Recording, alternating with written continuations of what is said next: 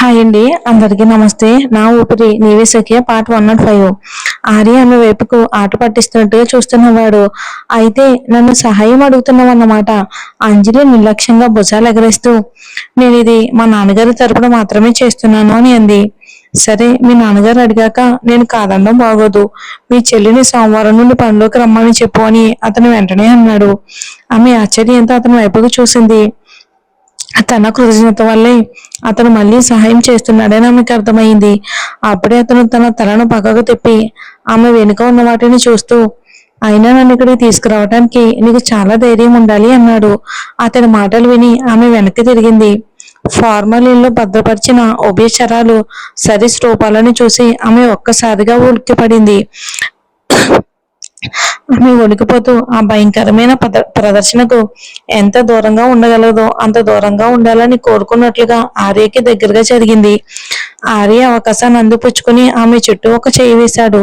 ఆమె అవక్కయింది. కానీ తను స్పందించేలోపే అతని కౌగిట్లో బందీ అయ్యింది. అతని నుండి వస్తున్న స్వచ్ఛమైన ఆహ్లాదకరమైన స్మెల్ ఆమెకు తెలిసింది. ఆమె అతన్ని దూరంగా తోస్తూ, హద్దులో ఉండి ఆర్య అని గట్టిగా అంది. హే, ముందవడ నా మీద ముందు పడింది నా మీద నువ్వే అని అతను నవ్వుతూ అన్నాడు. ప్రదర్శనలోని ఆ భాగంలో చుట్టూ ఎవరూ లేరని చూసి అతను తల వంచి ఆమె పెదాలపై సున్నితంగా ముద్దు పెట్టాడు. తర్వాత కొంటిగా నవ్వుతూ, ఇందాక చేసిన సహాయానికి ఇది ప్రతిఫలం అనుకో అని మెల్లగా అన్నాడు. అంజలి ముఖం ఎర్రపడింది. ఆమె అతన్ని పక్కకు తోసింది. బన్నీ రవి దగ్గరలో లేనందుకు మనసులో దేవుడికి దండం పెట్టుకుంది. ఆ తర్వాత ఆమె ప్రకాష్ గారికి ఫోన్ చేసి అనుష సోమవారం నుండి పనిలో చేరవచ్చని చెప్పింది. ప్రకాష్ గారి ఇంట్లో అనుష అప్పుడే ప్రకాష్ గారితో ఫోన్ మాట్లాడడం ముగించింది.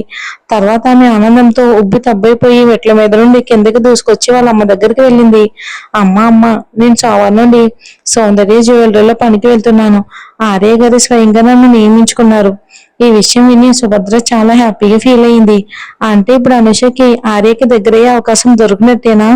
నాన్నగారు చెప్పారు ఆర్య గారు స్వయంగా ఒప్పుకున్నారని.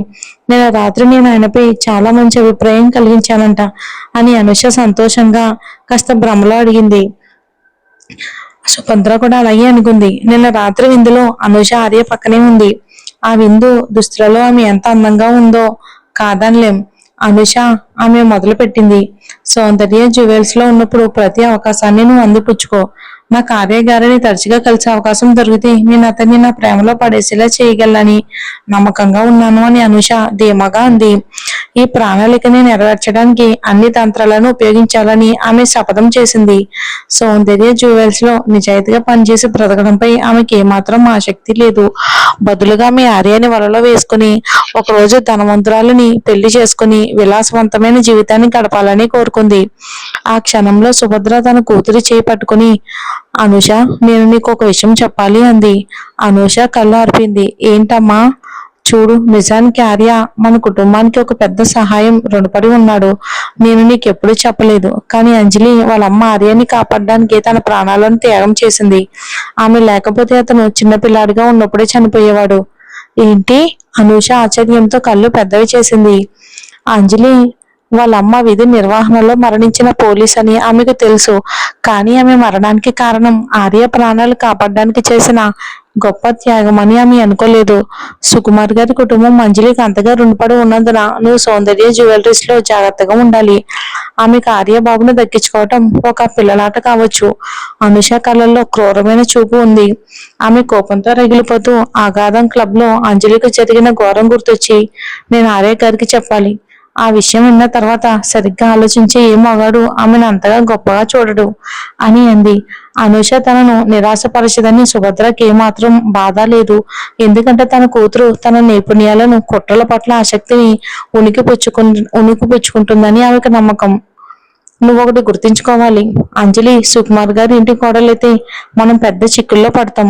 అనుష, నువ్వు కంపెనీలోకి వెళ్ళాక నువ్వు ఆర్యని పెళ్లి చేసుకోలేకపోయినా సరే ఆమె అతన్ని పెళ్లి చేసుకోకుండా ఆపడానికి నీ చేతనే ఎంత ప్రయత్నం చేయాలి. ఈ విషయంలో తల్లి కూతుళ్ళిద్దరు ఒకే మాట మీద ఉన్నారు. అయితే ప్రకాష్ గారి విషయాన్ని వారికి చెప్పినందున అంజలి దయ వల్లే అనుషకు ఆ ఉద్యోగం వచ్చిందని వాళ్ళిద్దరికీ తెలియదు. ఇంతలో మ్యూజియం విహారయాత్ర తర్వాత ఆర్య అంజలిను బన్నీ ఇంటి దగ్గర దిగిపెట్టాడు. వాళ్ళ అపార్ట్మెంట్ భవనంలోకి నడుచుకుంటూ వెళ్ళడం చూసి అతను తన పని చూసుకోవడానికి వెళ్ళిపోయాడు.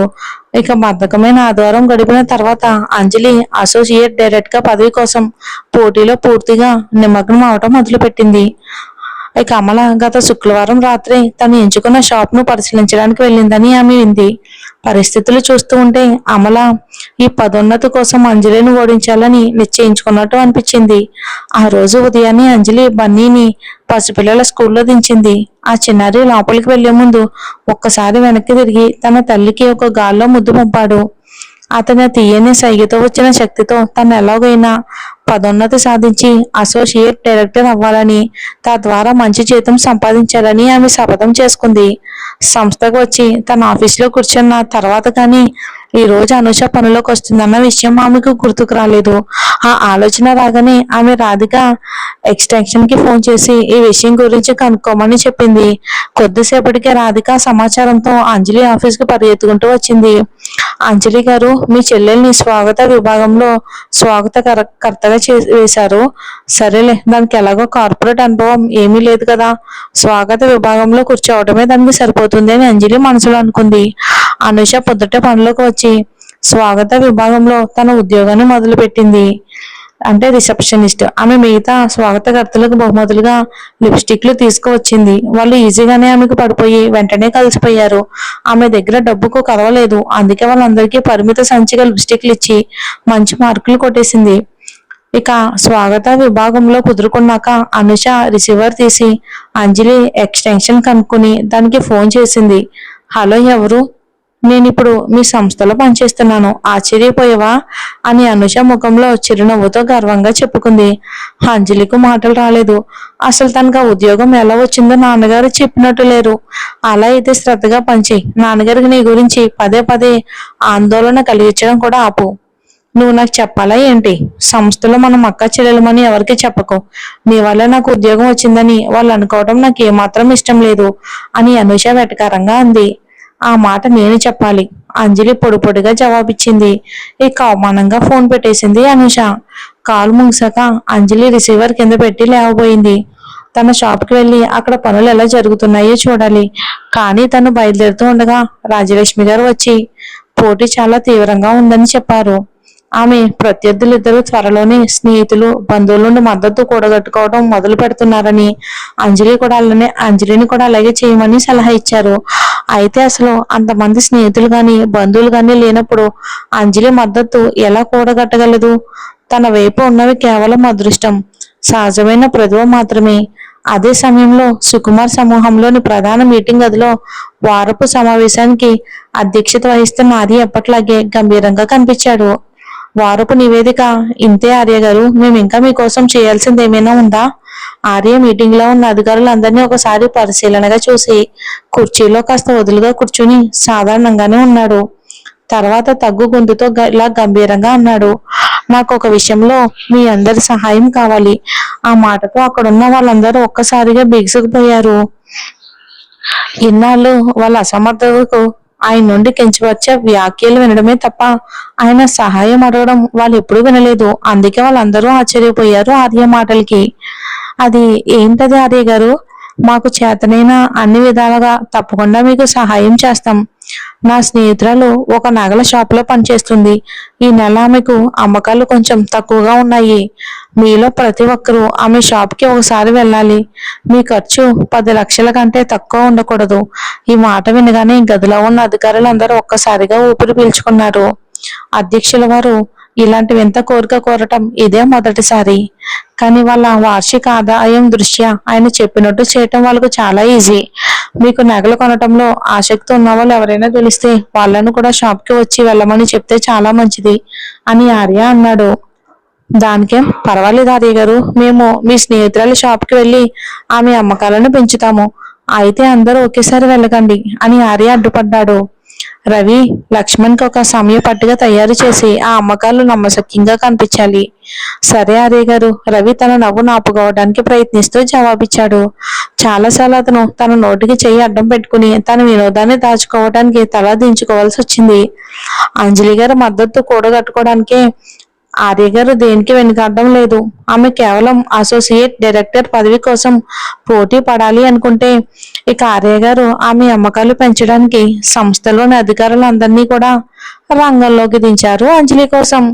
ఇది జరుగుతున్నప్పుడు అంజలి షాప్ కి వెళ్లి గత 2 రోజుల అమ్మకాల గురించి నిర్వాహకుడితో మాట్లాడింది. షాప్ లో ఉన్న ప్రదేశం వ్యాపారానికి అంత అనుకూలంగా లేకపోవటం వలన వాళ్ళ అమ్మకాలు కూడా అంత బాగా లేవు. అమ్మకాలు పెంచుకోవడానికి మనకి వేరే దారి లేదా అంజలి గారు, ఆమె నిర్వాహకుడిని అడిగింది.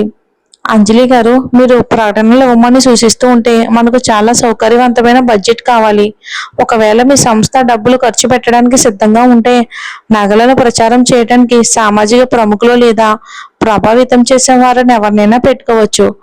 కానీ మీరు వాళ్ళకు చెల్లించగలగాలి. అంజలి లోతైన ఆలోచనలో పడింది. ఇది ఒక రకమైన జూదం అని ఆమెకు తెలుసు. ఎందుకంటే ప్రభావితం చేసే వారిని పెట్టి ప్రచారం చేసిన చాలా ఉత్పత్తులు విఫలమైన ఉదాహరణలు ఉన్నాయి. అంతేకాక తను ఈ దారిలో వెళ్ళాలనుకుంటే తన సొంత జేబులోంచి చెల్లించాలి. ఎందుకంటే సంస్థ ఇలాంటి వాటికి ఎప్పటికీ బడ్జెట్ని ఆమోదించదు. ఆమె ఎప్పుడు కేవలం ఒక డిజైనర్ మాత్రమే. ఇప్పుడు తన ప్రచార నైపుణ్యాల కొరతను ఎదుర్కొంటుంది. మరి చూద్దాం ఏం జరుగుతుందో.